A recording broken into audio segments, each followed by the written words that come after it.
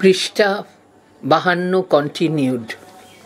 Rearrange of sentences, events type, সঠিক ক্রম নির্বাচন করো। প্রশ্ন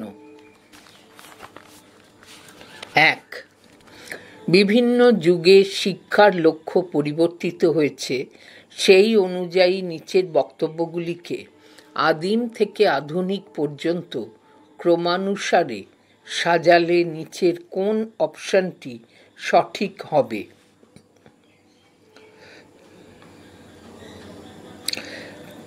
1. খাদ্য সংগ্রহ ও নিরাপত্তার কৌশল আয়ত্ত করা। 2. আত্মোপলব্ধি, পার্থিব দুঃখ ও শোকতাপ থেকে মুক্তি লাভ করা। 3. ধর্মীয় রীতিনীতি কঠোরভাবে মেনে চলা। 4. ব্যক্তির সার্বিক বিকাশ ও সামাজিক কল্যাণ। 5. তথ্য প্রক্রিয়াকরণ ও কৃত্রিম বুদ্ধি ও যন্ত্র শিখন। 2. মহাকাব্যের যুগে শিক্ষাদানের ক্ষেত্রে আশ্রমে বিভিন্ন ধরনের স্থান থাকত। সেই স্থানগুলির মধ্যে পড়াশোনার স্থান, রাজনীতির স্থান, পূজা পার্বণের স্থান, যুদ্ধ শিক্ষাদানের স্থান এবং উদ্ভিদ বিষয়ে আলোচনার স্থানকে পরপর সাজালে নিচের কোন ক্রমটি সঠিক হবে তা নির্বাচন করো। 1.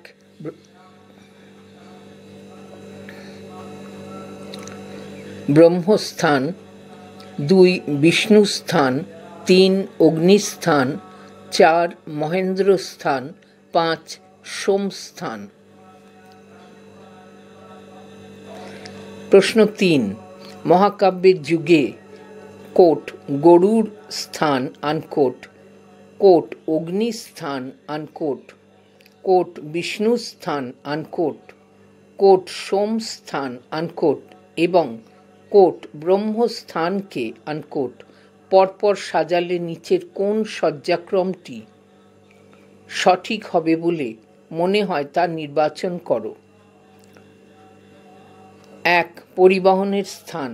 2. পূজা পার্বণের স্থান। 3. রাজনীতির স্থান। 4. উদ্ভিদ বিষয়ে আলোচনার স্থান।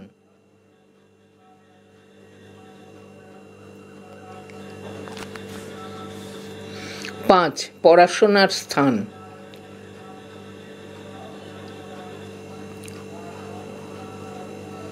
প্রশ্ন 4.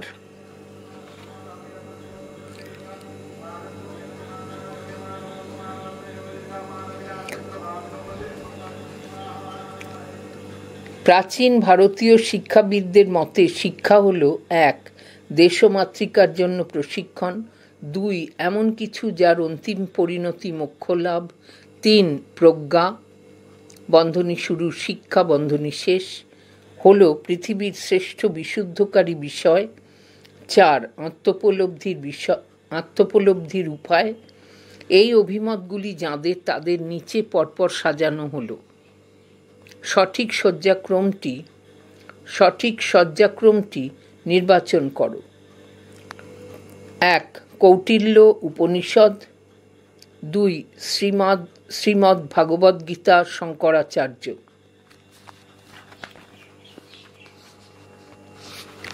পৃষ্ঠা 53।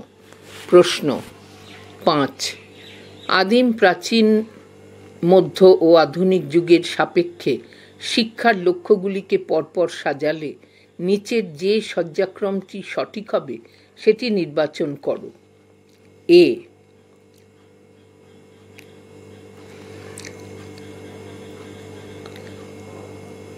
1. খাদ্য সংগ্রহের কৌশল আয়ত্ত করা, পার্থিব শোকতাপ থেকে মুক্তি লাভ, ধর্মীয় রীতিনীতি কঠোরভাবে মেনে চলা, ব্যক্তির সার্বিক বিকাশ ও সমাজ কল্যাণ। প্রশ্ন 6. জ্যাক্স ডেলারের নেতৃত্বে ইউনেস্কো কমিশনের রিপোর্টে জীবনব্যাপী শিক্ষার 4টি উদ্দেশ্যের কথা উল্লেখ করেছে। এই 4টি উদ্দেশ্যকে পরপর সাজালে কোন সজ্জাক্রমটি অধিক ফলপ্রসূ বলে মনে হয় সেটি নির্বাচন করো। জানার জন্য শেখা, কর্মের জন্য শেখা, একত্রে বসবাসের জন্য শেখা, প্রকৃত মানুষ হওয়ার জন্য শেখা। ডায়াগ্রাম বেসড টাইপ প্রশ্ন। 1. ইংরেজি এডুকেশন শব্দটির ব্যুৎপত্তিগত অর্থ নির্ণয়ের ক্ষেত্রে নিচের নকশা চিত্রটির 1, 2, 3, 4 নম্বর অংশ পূরণ করার জন্য নিচের কোন অপশানটি সঠিক? শিক্ষার ইংরেজি শব্দ এডুকেশনের ব্যুৎপত্তিগত অর্থ নির্ণয়ে 4টি লাতিন শব্দকে বেছে নেওয়া হয়। এডুকেয়ার এর বাংলা অর্থ 1. পরিচর্যা করা। এডুকেশনের বাংলা অর্থ 2. টেনে বের করা। এডুসেরে এর বাংলা অর্থ 3. প্রকাশিত করা। এডুকেটাম এর বাংলা অর্থ 4. শিক্ষাদানের কাজ। প্রশ্ন 2. শিক্ষার উপাদানের পরিপ্রেক্ষিতে নিচের নকশাচিত্রটির 1, 2, 3, 4 এবং 5 এর ফাঁকা স্থানগুলি পূরণ করো। শিক্ষার উপাদান: 1. মানবিক উপাদান। 2. বস্তুগত উপাদান। 3. শিক্ষার্থী, তলায় লেখা আছে শিক্ষক। 4. পাঠ্যক্রম, তার নিচে লেখা আছে শিক্ষা প্রতিষ্ঠান। পৃষ্ঠা 54।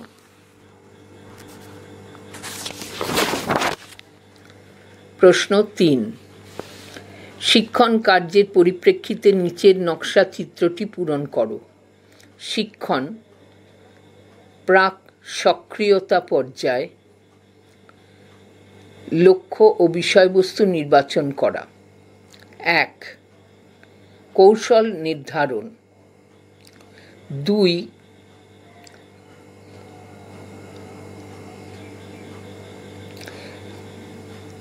সক্রিয়তা পর্যায়, শিক্ষার্থীর প্রকৃতি নির্ণয়। 3. ক্রিয়া ও প্রতিক্রিয়া। সক্রিয়োত্তর পর্যায়। 4. যথার্থ মূল্যায়ন পদ্ধতি, শিক্ষণের গভীরতা স্থির। প্রশ্ন 4. শিক্ষার সংকীর্ণ অর্থ সাপেক্ষে নিচের কোন 4টি সঠিক তা নির্বাচন করো।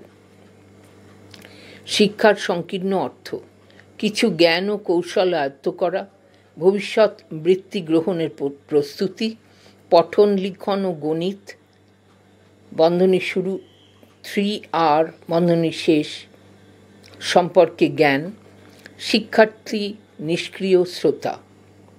প্রশ্ন 5. শিক্ষার ব্যাপক অর্থ সাপেক্ষে নিচের কোন 4টি সঠিক তা নির্বাচন করো। শিক্ষার ব্যাপক অর্থ: শিক্ষার্থীর অন্তর্নিহিত সম্ভাবনাগুলির বিকাশ সাধন, শিক্ষার্থীর সার্বিক বিকাশ, বহুমুখী পাঠ্যক্রম উপস্থিত, শিক্ষার্থী সর্বদা সক্রিয়। প্রশ্ন 6. শিক্ষার লক্ষ্য নির্ধারণের ক্ষেত্রে নিচের যে 4টি সঠিক তা নির্বাচন করো। শিক্ষার লক্ষ্যের নির্ধারক: রাজনৈতিক আদর্শ, শিক্ষার্থীর ক্ষমতা ও চাহিদা, সমাজ ও জাতির চাহিদা, জ্ঞানের প্রসারের সঙ্গে সামঞ্জস্য রক্ষা। প্রশ্ন 7. শিক্ষকের পেশাগত গুণাবলীর ক্ষেত্রে নিচের কোন 4টি সঠিক তা নির্বাচন করো।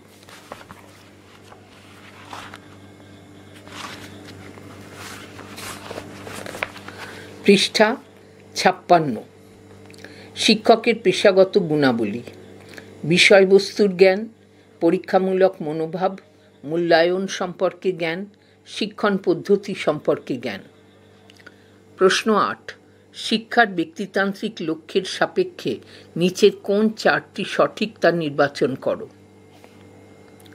শিক্ষার ব্যক্তিতান্ত্রিক লক্ষ্য: লক্ষ্য ব্যক্তির উন্নতি সাধন, পরিধি কেবল একক ব্যক্তির মধ্যেই সীমাবদ্ধ, স্বার্থ কেবল ব্যক্তি স্বার্থ চিন্তা করা হয়, সমাজের বৃহত্তর স্বার্থ চিন্তার বিষয় নয়, সীমাবদ্ধতা সমাজবিহীন একক ব্যক্তির অবস্থান অবান্তর। কেস বেস টাইপ প্রশ্ন। মানব সভ্যতার প্রথম দিকে জনসংখ্যা ছিল কম, জীবন ছিল মূলত প্রকৃতি নির্ভর। সন্তান সন্ততি সাধারণত পিতা বা পূর্বপুরুষদের বৃত্তি বা পেশা অনুসরণ করত। শিক্ষা মানব সভ্যতার প্রথম দিকে বৃত্তিমুখী হয়ে ওঠেনি, কিন্তু সময়ের সাথে সাথে জনসংখ্যা বৃদ্ধি পাওয়া শুরু হলো। মানুষ হয়ে উঠল যন্ত্র নির্ভর। ফলে বিভিন্ন প্রকারের বৃত্তির সুযোগ বৃদ্ধি পেতে লাগলো। শিক্ষা হয়ে উঠল বৃত্তিমুখী, অর্থাৎ উপার্জন করার একটি মাধ্যম। বর্তমানে অভিভাবক চাইছে যে তার সন্তান সন্ততি ভবিষ্যৎ জীবনের জন্য অর্থনৈতিকভাবে প্রস্তুত হোক, এবং এই দায়িত্ব বর্তিত হয় শিক্ষার বৃত্তিমুখী লক্ষ্যের উপর। তাই বর্তমানে শিক্ষা আর তাত্ত্বিক জ্ঞান আহরণের মধ্যে সীমাবদ্ধ নয়, বরং শিক্ষা হয়ে উঠেছে শিক্ষার্থীর ভবিষ্যতের অর্থ উপার্জনের একটি সর্বাপেক্ষা গুরুত্বপূর্ণ মাধ্যম। সঠিক বিকল্পটি নির্বাচন করো। আধুনিক শিক্ষার অর্থ শুধু তত্ত্বগত জ্ঞান অর্জন নয়, বরং শিক্ষার্থীর ভবিষ্যতের অর্থ উপার্জনের একটি গুরুত্বপূর্ণ মাধ্যম।